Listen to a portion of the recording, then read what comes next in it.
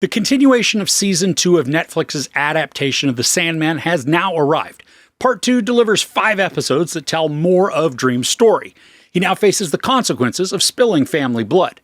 So should you hop on these newest episodes right away, or are you going to wait until the final one drops in a week? Now, the first 6 episodes had this great sense of urgency and dread to them. And while some of that discomfort has subsided, there's still a mounting pressure to complete actions as Dream is up against an unknown time constraint.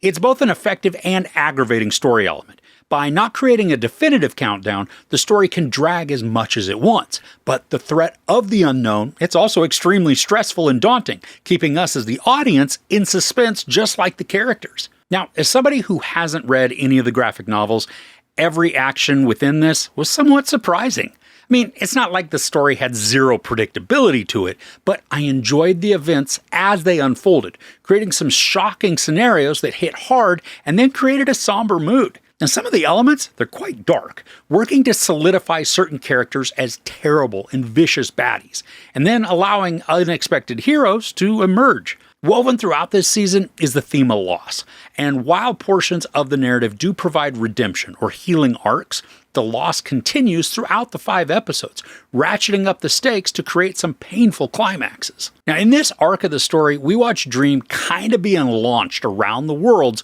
in a strange sort of chess match, where antagonists and enemies are plotting in different ways, necessitating Dream to travel from place to place in hopes of defeating a scheme.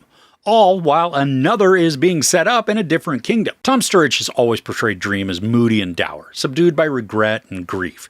But in these episodes, he becomes even more melancholic, and at times, very flat emotionally.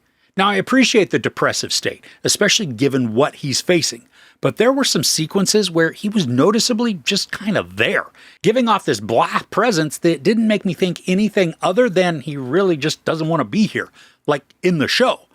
It was a strange feeling to watch despondency and hurt transform into unemotional and absent. Now, this wasn't evident through all of the current episodes, but it happened enough to stand out to me. Thankfully, though, the majority of the time, despite his quiet approach, there's still a ferocity that's contained within his eyes and actions that showcase an eternal determination to finish his journey, despite the outcome Dream's destined to encounter through unavoidable fate.